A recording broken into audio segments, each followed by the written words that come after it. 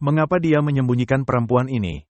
Mengapa dia menginginkan Anda tidak melihatnya? Mari kita meneliti lebih lanjut. Jadi, ada perempuan dengan cawan emas. Ini adalah gereja Katolik Roma. Ini jelas. Dia menggambarkan dirinya dengan cara itu. Wahyu 17 ayat 6 dikatakan, dan aku melihat perempuan itu mabuk oleh darah orang-orang kudus. Dan darah saksi-saksi Yesus. Dan ketika aku melihatnya, aku sangat heran. Berjuta-juta orang, ratusan juta orang, telah dibantai. Kaum Waldensia, kaum Albigensis, kaum Protestan. Anda bisa memulai ratusan tahun sebelum reformasi, seperti dengan kaum Hussites, dan masih banyak lagi. Darah mengalir. Anak-anak dibelah dari kandungan. Tidak diragukan, kuasa yang menganiaya ini dimulai oleh Roma di Kolosem. Dan dia melakukannya dengan cara lain, yakni penyiksaan paling mengerikan di ruang penyiksaan. Dan dia sungguh gereja yang mabuk oleh darah para martir. Dan ketika aku melihatnya, aku sangat heran. Bagaimana bisa? Bagaimana ini terjadi? Karena cara dia menyajikan dirinya nampak sangat baik. Lalu kata malaikat itu kepadaku, mengapa engkau heran? Aku akan mengatakan kepadamu rahasia perempuan itu. Jadi adanya misteri, dan rahasia binatang yang memikulnya, binatang yang berkepala 7 dan bertanduk 10 itu. Adapun binatang yang telah kau lihat itu. Ini menunjuk kepada waktu yang berlalu. Ini menunjuk kepada Wahyu 13. Dan jika ingin lebih jauh, ini menunjuk kepada Wahyu 12. Jadi binatang ini telah ada, namun tidak ada. Jadi pada tahapan ini, ketika nubuatan ini terjadi, sementara para malaikat telah siap untuk mencurahkan cawannya, berbicara secara sejarah. Binatang ini ada dalam keadaan tidak ada. Ia akan muncul dari jurang maut. Dan ia menuju kepada kebinasaan. Dan mereka yang diam di bumi, yaitu mereka yang tidak tertulis di dalam kitab kehidupan sejak dunia dijadikan, akan heran. Apabila mereka melihat bahwa binatang itu telah ada, namun tidak ada, dan akan muncul lagi. Ini seperti teka-teki, bukan? Ya. Teka-teki yang indah. Jadi mari kita menguraikannya. Binatang ini pernah ada, dengan kekuasaan politik. Hal yang menarik adalah binatang ini tanpa mahkota. Tidak ada. Dalam Wahyu 17, tidak ada mahkota. Dalam Wahyu 12 mahkota ada di kepala. Wahyu 13, mahkota ada di tanduk. Sekarang dia tidak memakai mahkota, karena belum memerintah. Atau mari kita katakan dengan cara yang berbeda Martin, dia tampak seperti tidak memerintah. Tepat sekali, itu bagian dari misterinya. Tetapi sesungguhnya dia memerintah, karena dia menunggangi binatang. Tepat sekali. Nah, siapa yang kendalikan tali kekang, ketika Anda menunggang binatang? Orang yang duduk di atasnya. Orang yang duduk di atasnya, benar. Di sini dia sedang memerintah. Berapa banyak kepala yang dimiliki binatang ini? 7. Apakah perempuan itu memiliki kepala? Ya, jadi dia, ke-8. Jadi ketika Anda menambahkan kepalanya, berapa bilangannya? 8. Berapa bilangan tanduk kecil? 8. Ya, ini jelas, bukan, karena ada 10, dan 3 dihilangkan, maka sisa 7. Kemudian dia menjadi utama, dan menjadi nomor 8. Di sini perempuan ini menjadi kepala nomor 8. Apakah ini sama dengan tanduk kecil? Kekuasaan yang sama. Baiklah, ini adalah teka-teki yang sangat menarik. Umat manusia telah berupaya untuk membukakan rahasia ini. Dan adanya banyak eksegesis akan siapa itu kepala. Ada yang bilang bahwa itu Mesir, ada yang bilang bahwa itu Asyur.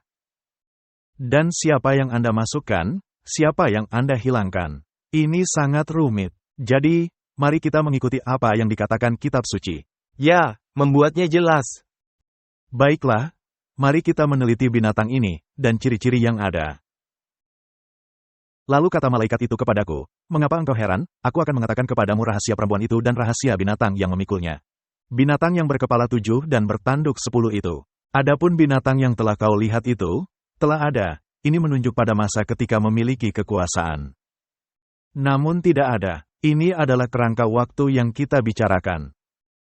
Jadi, kerangka waktu mana yang kita bicarakan? Binatang ini sedang tidak memakai kekuasaannya, atau sedang tidak nampak memakai kekuasaannya. Tepat sekali. Jadi ketika binatang ini telah menerima apa yang disebut sebagai luka parah yang membawa maut. Jadi pastinya setelah tahun 1798, benar?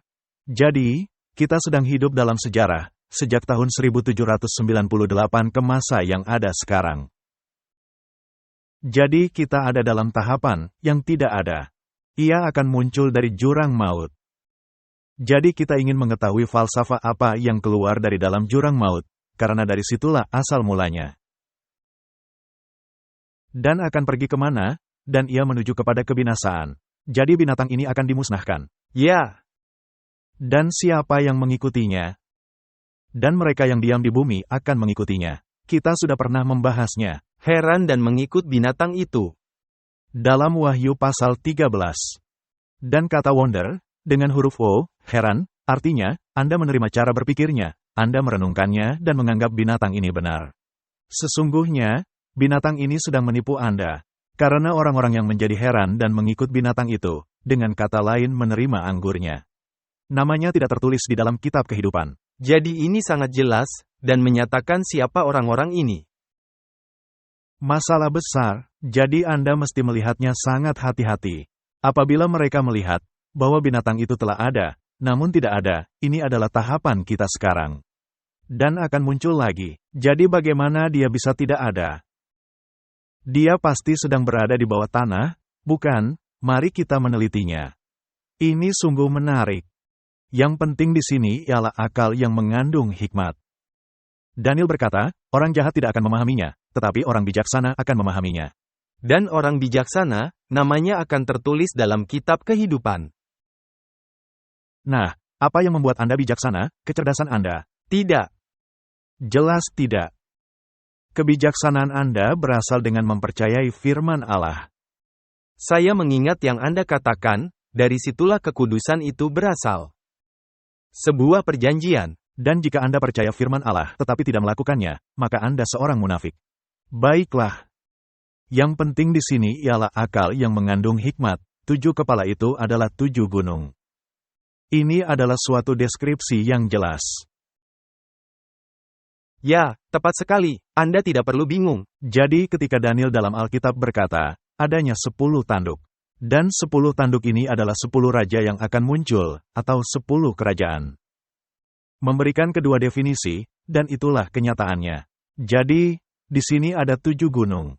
Ini memberi Anda deskripsi sesungguhnya. Baiklah, jadi ada 7 gunung, ada gunung literal. Apakah Roma didirikan di atas 7 gunung, atau 7 bukit? Ya. Tetapi gunung dalam kitab suci juga melambangkan kerajaan. Ya. Jadi Roma didirikan atas 7 kerajaan yang tercakup. Jadi, jika kita membawanya ke dalam penafsiran historis yang berkesinambungan, hal ini akan mengikuti satu sama lain secara berurutan.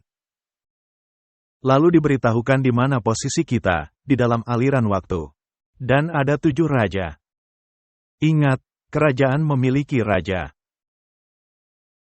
5 di antaranya sudah jatuh, yang 1 ada, dan yang lain belum datang. Dan jika ia datang, ia akan tinggal seketika saja. 5 di antaranya sudah jatuh. Kita akan meneliti siapa saja 5 yang sudah jatuh ini. Yang 1 ada. Yang mana? Tahapan yang belum ada, karena seperti itu penggambarannya. Dan yang lainnya belum datang. Jadi akan ada yang datang. Dan ketika dia datang, dia akan tinggal seketika saja. Untunglah, hanya seketika saja. Kita tidak mesti bersama-sama dalam waktu panjang. Lalu adanya ayat yang menarik, dan binatang yang pernah ada, dan yang sekarang tidak ada itu, ia sendiri adalah Raja ke-8. Dan namun demikian 1 dari ke-7 itu, dan ia menuju kepada kebinasaan. Nah, dia adalah Raja ke-8. Sekali saja 3 tanduk itu dimusnahkan, maka nomor berapakah tanduk kecil itu? Nomor 8. Dan jika perempuan ini, dengan kepalanya duduk di atas binatang berkepala 7. Dan dia memiliki kepala, maka berapa nomornya? 8. Baiklah, jadi 8 menjadi hal yang menarik. Jadi, ketika kita hanya memakai binatang yang seperti ada dalam Daniel dan Wahyu. Dengan kata lain, kita menghilangkan semua kemungkinan lainnya, dengan begitu banyaknya eksegesis yang ada di dunia. Kita tidak memasukkan Mesir, atau Asyur, kita tidak memasukkan yang lain, kita hanya memasukkan hal yang ada dalam Daniel dan Wahyu. Begitu juga Cina dan Rusia, hilangkan saja. Hilangkan saja, hanya melihat hal yang dikatakan oleh Daniel dan Wahyu. Maka 5 raja yang sudah jatuh dalam tahapan ini, adalah Babel, Media Persia, Yunani, Roma kekafiran, dan Roma kepausan. Benar. Karena dia ada dalam tahapan tidak ada, setelah menerima luka maut. Jadi itu 5 raja yang sudah jatuh. Yang satu ada. Ya. Itu pastilah kepausan yang terluka, karena tidak adanya mahkota di kepala atau tanduk. Yang nampak memiliki luka parah, tetapi yang memerintah, karena menunggang binatang, dia pasti memerintah melalui perwakilannya. Ya, dia masih memerintah, tetapi Anda tidak mengetahuinya. Anda tidak tahu karena dia menutup matanya, agar Anda tidak melihat. Karena dia seharusnya tidak terlihat maka tidak terpikirkan. Dan jika antikristus sudah diidentifikasi, bagaimana jika antikristus sudah tidak ada, dan tidak memiliki kekuasaan? Maka itu tidak menjadi masalah, pastinya ada antikristus lainnya. Mungkin Anda salah. Karena dia nanti akan muncul.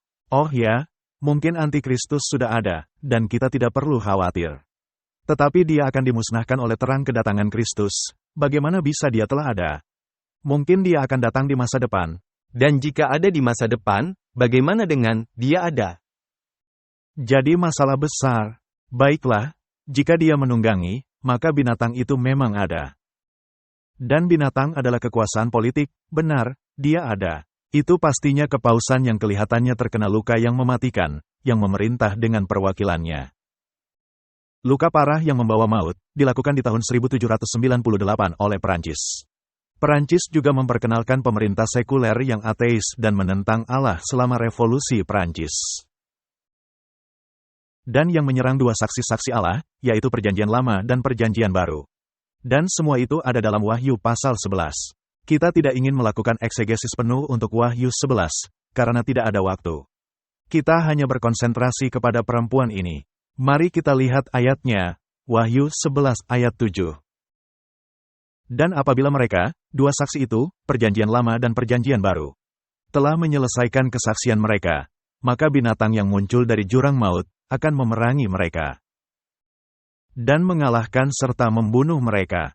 Jadi yang pertama-tama, binatang ini, kekuasaan ini, yang tidak digambarkan sebagai binatang berkepala 7, hanya disebut binatang, merupakan suatu entitas politik. Ya. Muncul dari dalam jurang maut. Perempuan dari Wahyu 17, apakah dikaitkan dengan jurang maut? Ya. Jadi, apakah falsafah dalam keadaan yang tidak ada? Dalam keadaan terluka. Ini pasti paham sekulerisme. Ini pasti yang keluar dari revolusi Prancis, benar? Baiklah, jadi sesungguhnya, siapa yang memerintah setelah tahun 1798? Nah, Wahyu pasal 13, adanya binatang yang keluar dari dalam bumi. Dan binatang ini memiliki 2 fase. Sama seperti Roma memiliki fase kekafiran dan fase kepausan.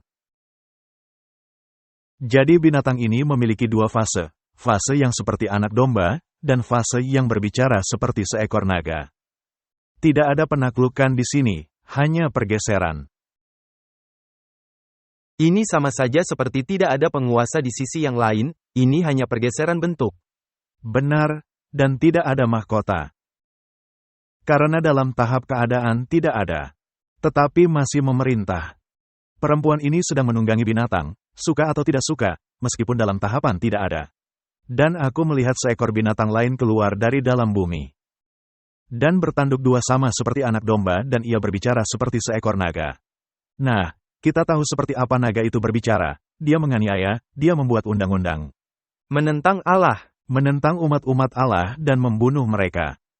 Jadi binatang yang seperti anak domba ini, akan berbicara sama seperti naga. Sama seperti Roma berbicara, dan seluruh kuasa binatang yang pertama itu dijalankannya di depan matanya. Siapa yang menjadi wakilnya? Negara Amerika Serikat. Binatang ini. Karena dia melakukan hal yang tepat sama, seperti binatang yang tidak ada itu. Tetapi Martin, ini adalah binatang yang seperti anak domba. Ini adalah negara Protestan. Apakah artinya, perempuan ini memakai kekuasaan ini sebagai perwakilannya, guna memerintah demi kepentingannya? Sehingga orang-orang tidak akan melihatnya, tetapi yang dalam kenyataan dia masih memerintah.